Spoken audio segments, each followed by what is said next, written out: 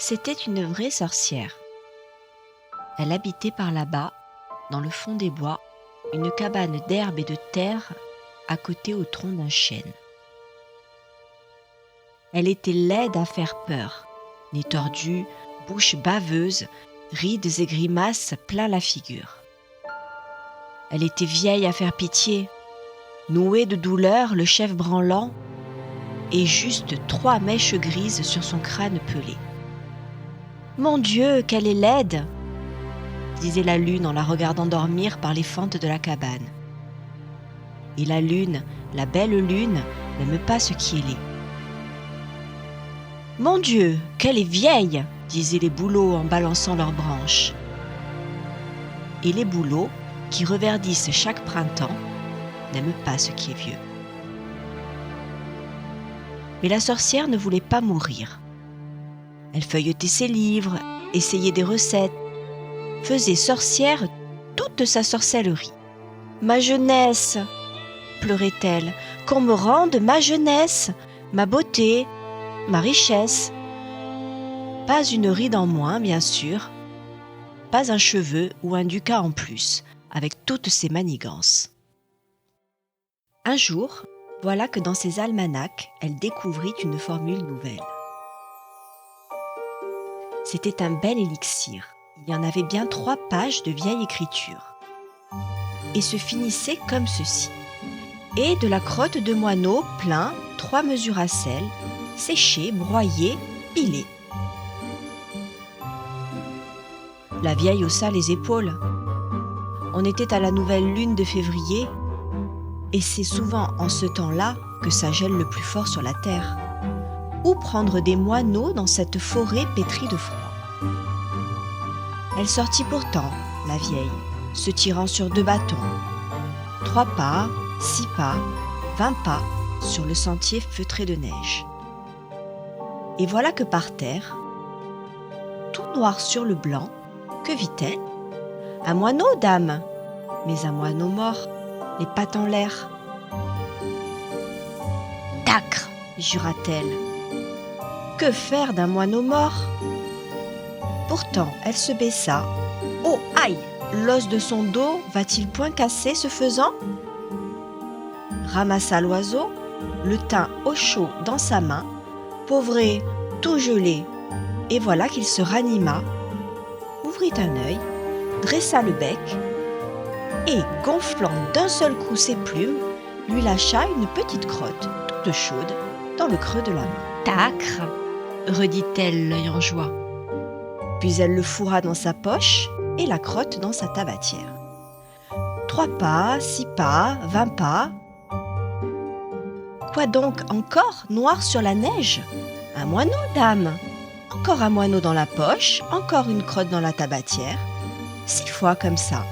6 moineaux dans la poche, 6 crottes dans la tabatière. Oh, la belle journée! Regardez-la, la vieille, de retour dans sa maison.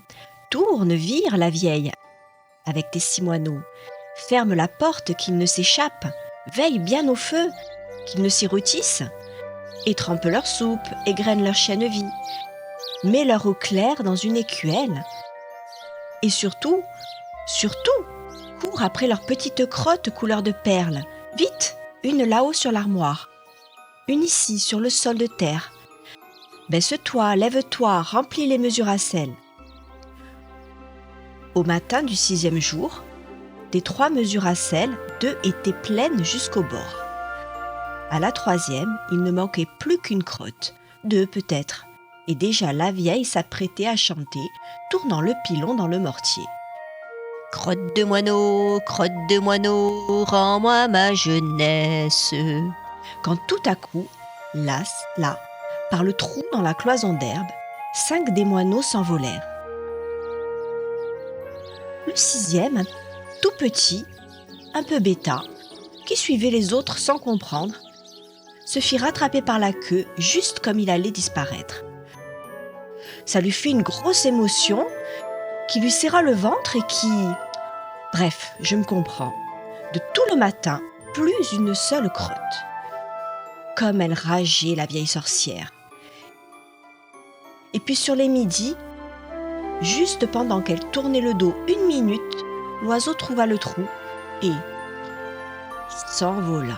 Ah, que de cris! Pour une seule crotte, pour 2 peut-être. Manquait cette mixture, manquait cet élixir de jeunesse. Il fallait rattraper l'oiseau. Il s'égosillait, l'innocent, sur un rond buisson d'érel. « Petit, petit !» appela la vieille. Mais quand elle voulut l'approcher, d'un saut, il fut à 3 pas. Que faire? Courir, bien sûr, en se tirant sur 2 bâtons. Vous croyez qu'on attrape un moineau comme ça? Quand le soir commença de tomber, tout le monde courait encore. Le moineau devant, la vieille derrière, époumonée, et puis tout autour, le vent que cette chasse amusait. Et le moineau piaillait. « T'es trop laide, t'es trop laide !» Et le vent sifflotait. « T'es trop vieille, t'es trop vieille !» Alors, la vieille s'arrêta. Et comme elle se tenait là, debout, les 2 pieds plantés dans la neige, regardant fuir l'oiselet moqueur, voilà que tout d'un coup, il lui vint ensemble une grande sagesse et une grande fatigue. La grande sagesse lui murmura: « Folle et sotte et nigaude, quelle déraison de courir après ces choses-là, jeunesse, beauté, richesse, qui ne valent rien du tout. » Et la grande fatigue lui pesa doucement aux épaules et la coucha de son long dans la neige. C'est vrai, comme c'était bête de tant s'agiter, se débattre. Ce qu'on ne peut pas avoir, on l'oublie. Ce qu'on ne peut empêcher, on l'accepte. Comme tout est simple si l'on veut. Elle fit un petit soupir, la sorcière. Ferma les yeux, s'endormit. Un peu plus tard, la lune, du haut du ciel, vint à passer par là, se pencha. Le visage de la vieille, pur et calme, luisait dans la neige comme une rose de Noël. « Mon Dieu, qu'elle est belle !» murmura la lune. « Mon Dieu, qu'elle est jeune !» chuchotèrent les bouleaux.